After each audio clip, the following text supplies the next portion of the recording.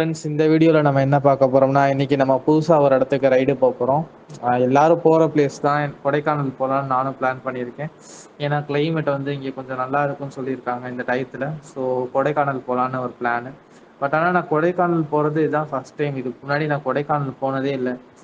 மற்ற இடத்துல கூட நான் வந்து ரெசார்ட்ஸ் பார்த்துட்டு இருப்பேன். பட் கொடைக்கானல் வந்து ஒரு ட்ராவலிங் ஏரியானால நிறைய ரெசார்ட்ஸ் இருக்குது, நிறைய காட்டேஜஸ் இருக்குது. எங்கே போகிறது என்ன பண்ணுறதுன்னு ஒரே கன்ஃபியூஷனாக இருக்குது. ஸோ அதனால நான் எதையுமே பார்க்கல, எதையுமே புக் பண்ணல. சரி, அப்படியே கொடைக்கானல் போயிடலாம் அப்படின்னு கிளம்பிட்டு இருக்கேன்.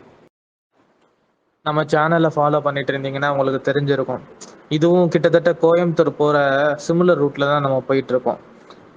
அதே ரூட்டு பைபாஸில் நேராக போயிட்டு இது கொஞ்சம் லெஃப்ட் திரும்பினோடனையும் கொடைக்கானல் ரோடு ஸ்ட்ரெயிட்டாக வந்துடும். எங்கேயுமே வளைய வேணாம், நேராக போனீங்கன்னா கொடைக்கானல் வந்துடும் அப்படி சொல்லியிருக்காங்க. அதுக்கு முன்னாடி சில சில நான் வந்து கூகுள் மேப்ஸ் யூஸ் பண்ண மாட்டேன், வழி கேட்டு கேட்டு தான் போவேன். ரோடு இந்த இடத்துல நல்லா இருக்குது.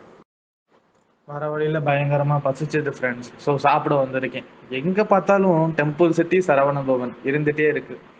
இந்த பார்பர் வேற முடியை வந்து ரொம்ப கட் பண்ணிட்டாரு. பாருங்களேன் எப்படி இருக்குன்னு. தாடியும் ஒழுங்காக பண்ணல, முடியும் ரொம்ப கட் பண்ணிட்டாரு. என்ன செய்யறதுன்னு தெரில. வழக்கம் போல் பிரியாணியும் பன்னீர் 65யும் வாங்கியிருக்கேன். என்ன சொல்ல, இப்படியே ஃபோட்டோ எடுத்தால் நல்லா இருக்காது. என்ன செய்யறதுன்னு தெரியாமல் இருக்கேன்.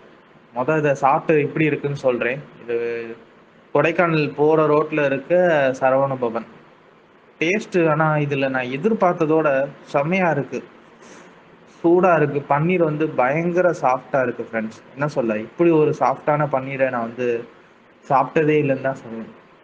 சாப்பிட்டுட்டு இன்னும் கொடைக்கானலுக்கு 2 hours இருக்குன்னு காட்டுது. நம்ம சாப்பிட்டு அப்படியே ரைடை கண்டினியூ பண்ணிட்டு இருக்கும்போது ஒரு வழியாக அந்த க்ரீன் கலர் போர்டை பார்த்துட்டேன் ஃப்ரெண்ட்ஸ். நீங்கள் நினைப்பீங்க அதில் என்ன எழுதியிருக்குன்னு. அதில் வேறு ஒன்றும் இல்லை, அது கொடைக்கானல் ரோடு வந்துருச்சு. நம்ம கொடைக்கானலுக்கு கீழே வந்துட்டோம். கொடைக்கானல் பிரின்சஸ் ஹில்ஸ் வெல்கம்ஸ் யூன்னு போட்டிருக்கோம். அதில் மலைகளின் இளவரசி கொடைக்கானல் உங்களை அன்புடன் வரவேற்கிறது அப்படின்றது தான் அந்த போர்டில் போட்டிருக்கு. இங்கேருந்து கொடைக்கானல் வந்து கரெக்டாக வந்து ஹில்லோட உச்சிக்கு போகிறது ஒரு 50 கிலோமீட்டர் கிட்ட தான் இருக்கும்னு நினைக்கிறேன். ஸோ நம்ம ஹில்லு மேலே ஏற போகிறோம். ஸோ இதுக்கடுத்து நான் வந்து என்ன சொல்ல ஃப்ரெண்ட்ஸ், நான் வந்து ஹில்ஸில் வந்து நான் இதை ஃபுல்லாக ரைடு முடிச்சுட்டு வந்து தான் நான் வாய்ஸ் ஓவரே கொடுக்குறேன். ஸோ எனக்கு தெரியும் எப்படி இருந்தது அந்த ஹில்லு மேலே போகிறது. இங்கே போகும்போது புதர் என்ன சொல்ல ஃப்ரெண்ட்ஸ், ட்ரீ வந்து அந்த இதே ரோடோட டாப்பு வந்து மறைச்சிருச்சு. சூரிய ஒளி வந்து அந்த கீழே வந்து ரோட்டில் படலை. அதுக்குள்ளே பைக்கை ஓட்டிட்டு போகும்போது ஒரு தனி ஃபீல் தான். அது போக கிளைமேட் வந்து பயங்கர சில்லுன்னு இருந்தது. அது ஒரு தனி ஃபீலை கொடுத்துச்சு.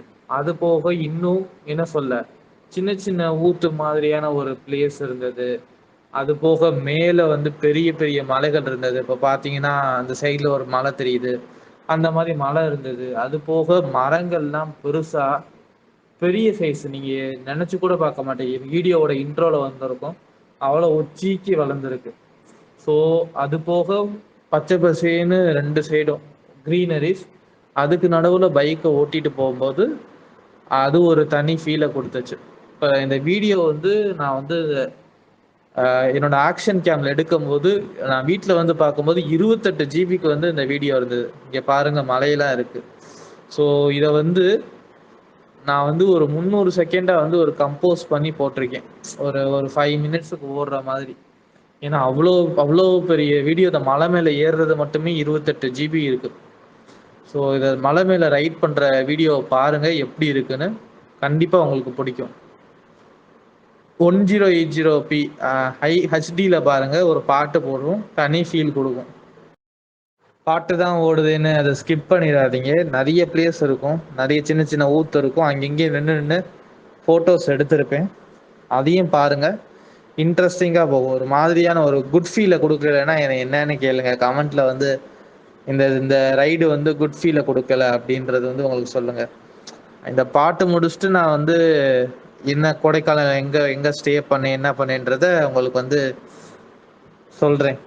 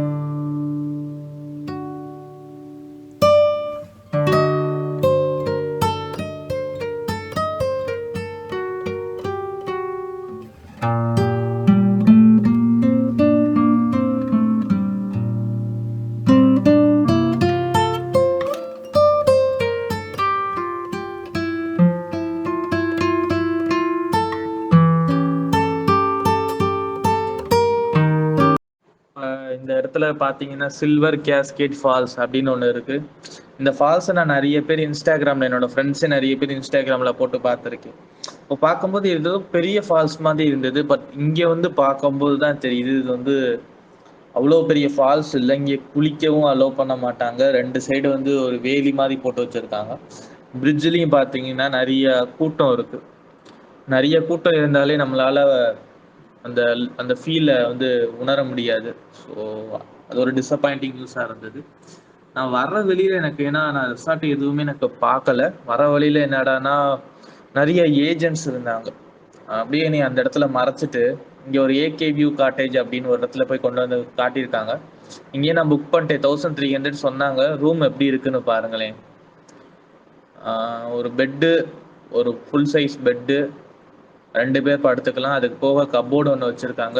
சைடுல வந்து ஒரு சின்ன செல்ஃப் மாரி ஒரு ஆப்ஷனு. அப்படியே விண்டோ. இந்த சைடு ஒரு மிரர், ஒரு டிவி. அது ரைட்ல வந்து பாத்ரூம் இருக்கு. நேரா போனீங்கன்னா உங்களுக்கு வந்து வியூ இருக்க மாரி. இந்த சைடு ஒரு பெரிய ஹாலு, அங்கிட்டு ஒரு கிச்சன் வேற இருக்கு. இங்க பார்த்தீங்கன்னா வியூ இப்படி இருக்கு. பாருங்களேன் வெளிய வந்தீங்கன்னா. எனக்கு வந்து இதுதான் கரெக்டான வியூவான்னு எனக்கு தெரியாது. நல்ல வியூவா என்னன்னு கூட தெரியாது. ஏன்னா நான் கொடைக்கானல் வந்து இதுவரையும் வந்ததே இல்ல. இதான் மொத டைம் வந்திருக்கேன். என்னைய வந்து அவங்க மோஸ்ட் ப்ராபபிலி என்னைய ஏமாத்திட்டாங்கன்ற மாரி தான் ஃபீல் ஆகுது. 1300 பே பண்ணேன். நைட்டு கரண்ட் வேற போயிருச்சு.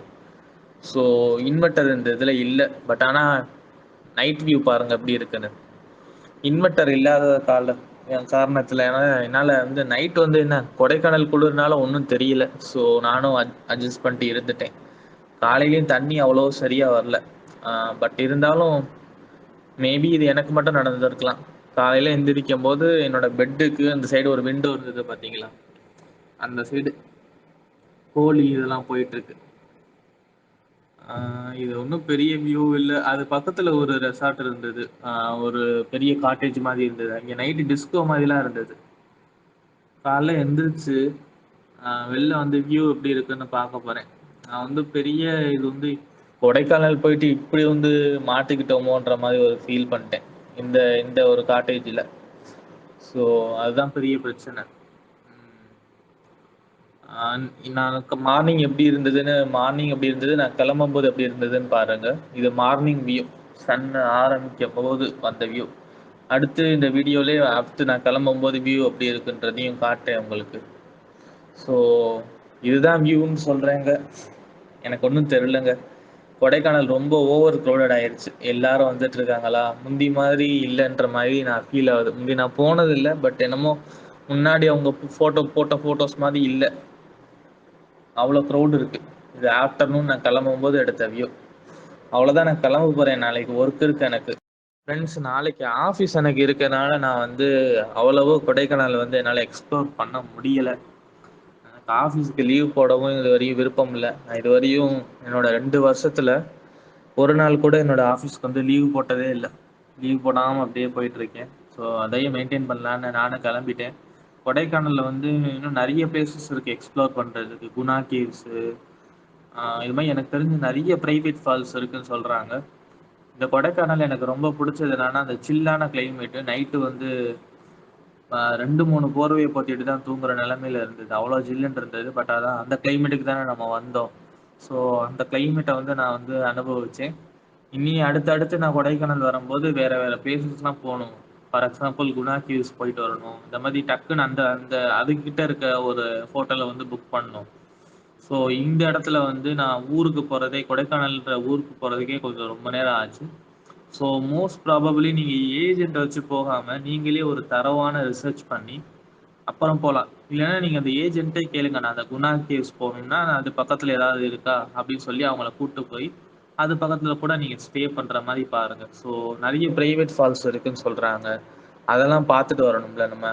ஸோ இந்த வீடியோ பிடிச்சிருந்துச்சுன்னா லைக் பண்ணுங்கள், சப்ஸ்கிரைப் பண்ணுங்கள் சேனலுக்கு. இன்னொரு இன்னொரு வீடியோவில் பார்ப்போம்.